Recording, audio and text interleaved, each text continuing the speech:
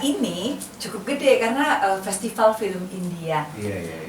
Aku senang mengambil satu tantangan baru. I'm a good dubber. Aku bilang aku sebenarnya jago loh dubbing. Kenapa aku mau ya? Ini pengalaman pertama aku. Nggak ngalamin ya. Dan kalau dulu kan nggak bisa dipotong-potong dan semua dubber ada di situ. Harus hafal. Aku memerankan suaranya aja. Aku di dalam tuh nangis loh.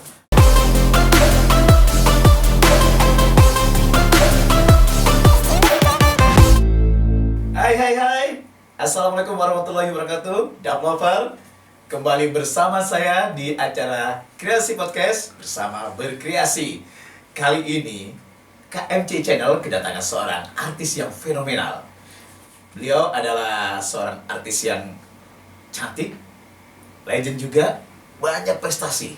Pernah mendapatkan Piala Citra sebagai aktris terbaik, aktris pendukung terbaik, aktris terpuji. Siapa lagi kalau bukan Ayu Azhari? Halo Mbak Ayu, apa kabar? Alhamdulillah baik, Mas Erik. Mbak Ayu, ini udah lama gak dengar kabar ya, tiba-tiba muncul di studio KMCI untuk dubbing film India. Ini luar biasa. Saya benar-benar deg-degan ketika Pak Sarat mengatakan bahwa nanti peran utamanya adalah Ayu Azhari. Serius Pak? Saya benar-benar kaget. Iya. Apa ini motivasi Mbak Ayu kok mau terlibat dalam produksi film dubbing India ini? Jadi gini, saya itu aktif selalu mendukung dan ikut di Diplomatic Film Club. Oke. Yang diinisiasi oleh Pak Syarat Syaram karena Oke. dia sangat cinta dengan perfilman dan dia juga seorang sutradara. Oke. Dan dia lagi bekerja di Indonesia dan dia punya inisiatif untuk buat Diplomatic Film Club. Yang mana bersama dengan Kedutaan India. Dan ini juga Kedutaan India dan Duta Besarnya saya juga sangat apresiasi karena memulai Festival Film India di Jakarta dan beberapa kota besar. Salah satunya adalah film English Finglish. English Finglish. Iya, benar-benar yang didubbing oleh Mbak Ayu Azhari. Tadinya saya nggak tahu yang mau didubbing yang mana karena ada film English Finglish, ada film apa lagi? Triple R sama Bahram. Terus setelah selesai kita nonton setiap bulan tuh ada diputar film-film internasional dari kedutaan Kroasia pernah, dari kedutaan Romania pernah, dari kedutaan India juga pernah, dan akan diputar juga banyak film-film dari negara-negara lain yang kedutaannya ada di Indonesia. Nah ini cukup gede karena festival film India. Dulu memang sering dibikin tuh kayak festival-festival film dari negara-negara tertentu atau negara-negara berbahasa Prancis. Dulu aku juga pernah jadi juri. Nah tapi kalau sekarang ini menarik banget, ada film India, tapi Pak Syarat bilang semua akan didubbing bahasa Indonesia. Aku bilang wow, I'm a good dubber. Aku bilang aku sebenarnya jago loh dubbing untuk filmku dan aku kadang-kadang bantu untuk yang kecil-kecil gitu cepet. Jadi punya apa ya, hobi juga dubbing gitu. Aku cepet tuh. Nah dia bilang benar, katanya benar Syarat, it's okay, I will ready anytime. Bener ya, dia diem gitu. You will dub Sri Devi? Katanya. Aku bilang why not? Aku bilang gitu, mau banget gitu. Kenapa aku mau ya? Ini pengalaman pertama aku. Gitu. Nah, setelah Mbak Ayu dubbing film English Finglish ini, apa kesannya Mbak Ayu ikutan dubbing film India dan apa kendalanya? Jadi gini, pertama aku pikir oh pasti nggak susah ya. Gitu. Terus aku lupa, sekarang dubbing itu kan udah sistemnya pakai screen kecil ya kan. Dan kalau dulu kan nggak bisa dipotong-potong. Dulu kita di dalam ruangan terus lihat monitornya gede dan semua dubber ada di situ. Jadi kalau misalnya adegan itu ada 4 orang, 4-4-nya ada di situ harus hafal sekaligus tuh. Nggak ngalamin ya. Karena dulu kan belum digital. Dulu masih pakai yang diputar kalau itu. nggak salah harus gelap ruangannya ya Mbak? ruangannya gelap dan kita kayaknya harus hafal ya. Harus hafal ya. Dan ini udah hafal ya, mungkin bisa pakai lampu sedikit, agak jauh sih, jadi tetap di ruangan sendiri double-nya, pengisi. Terus ada kacanya gitu kan. Iya. Tapi yang kita lihat tuh layar lebar kayak di bioskop. Nah sekarang udah di digital. Kemarin beberapa kali juga ada dubbing di digital untuk film yang saya main, tapi nggak keseluruhan, hanya beberapa scene aja yang di dubbing karena kebetulan mungkin soundnya terlalu berisik atau apa, audionya kurang pas. Itu pun aku lakukan dan mereka bilang, "Mbak, cepet banget." Jadi alhamdulillah. Terus kalau di lokasi syuting kadang-kadang ada yang audionya harus di dubbing juga. Itu dubbing udah biasa, memang semua pada bilangnya, "Wih, cepet banget." "Iya dong," aku bilang gitu. Nah kemarin waktu Pak Syarat bilang di dubbing Indonesia, berarti aku dapat dong nih kerjaan dubbing untuk itu. Terus dia bilang, "Boleh deh, Sri Devi." Makanya aku ambil, dan kendalanya sebenarnya nggak terlalu banyak. Adaptasi aja dengan hal yang di depan kecil gitu, jadi kayak lagi nonton. Terus aku juga orangnya paling nggak betah pakai headphone, agak sedikit sakit, tapi nggak apa-apa, lama-lama terbiasa. Saat itu nggak pakai headphone kalau untuk yang nasional. Enggak. Tapi Jadi, ada audionya? Enggak. Jadi itu benar-benar bisu ya? Itu bisu, kita di sini tinggal ngeliat aja gitu. Jadi kita diputar terus kita ikutin gitu. Orang paling susah banget kalau dubbing aku, karena aku ngomongnya cepet banget. Kalau orang lain yang ngisi, cepet banget gitu. Terakhir kapan Mbak Ayu dubbing film nasional? Film nasional film aku sendiri waktu syuting Noktah Merah Perkawinan.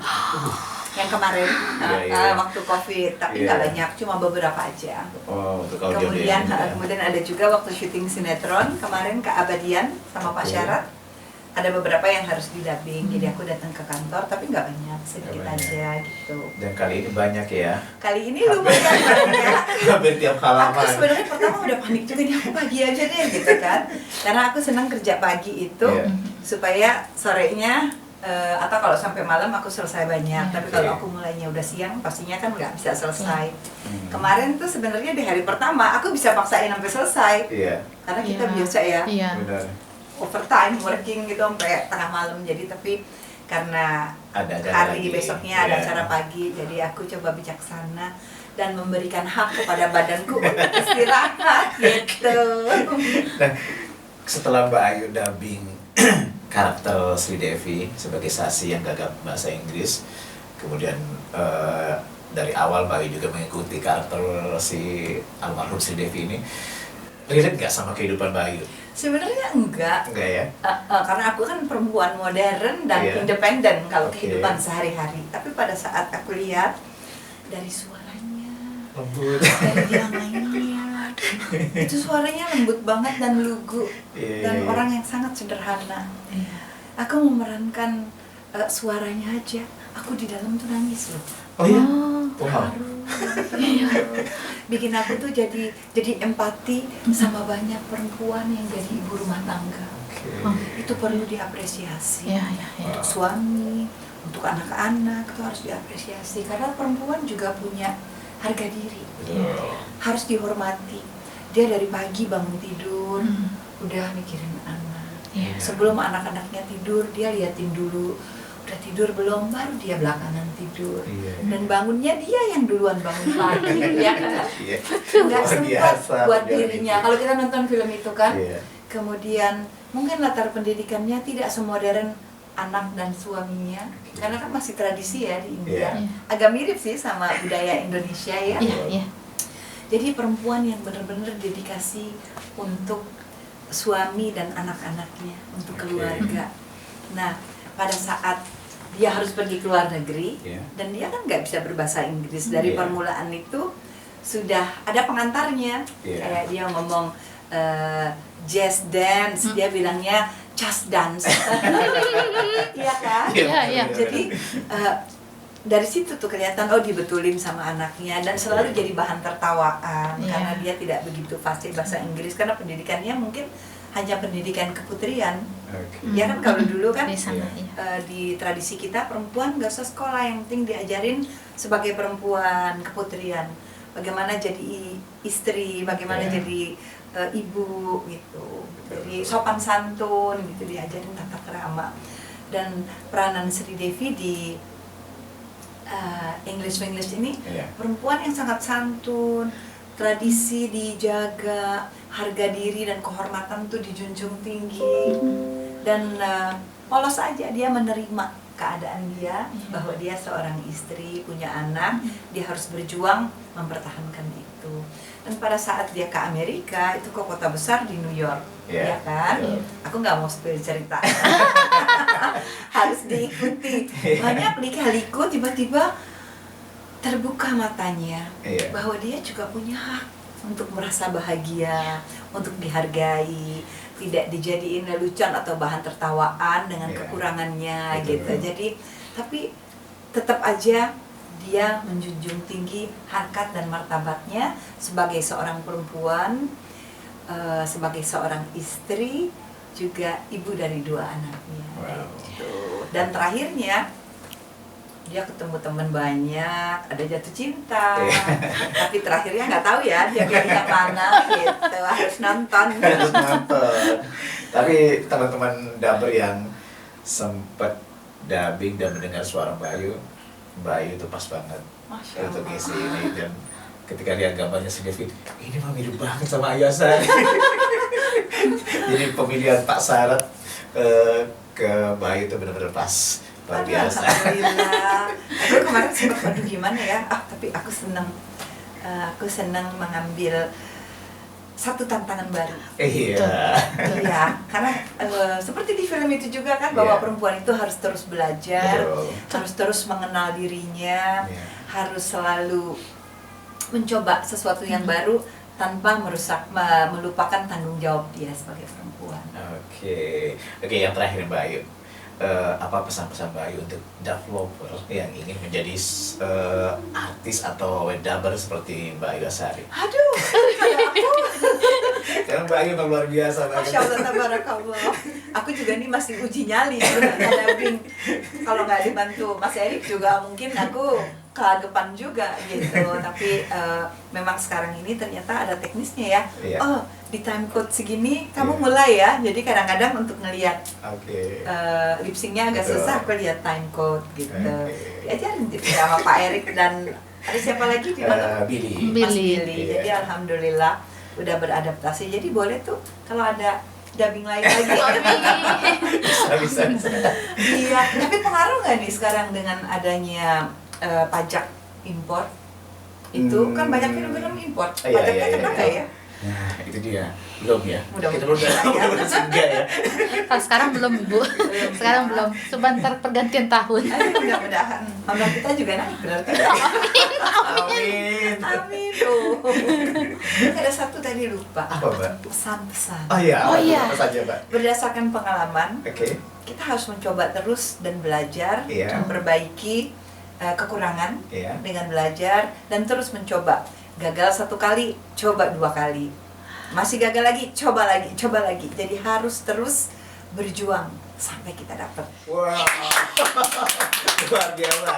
Diingat ya kalau selalu belajar dan jangan pernah lelah untuk mencoba. Oke. Sampai jumpa. Saya Erik Janov pamit. Wassalam.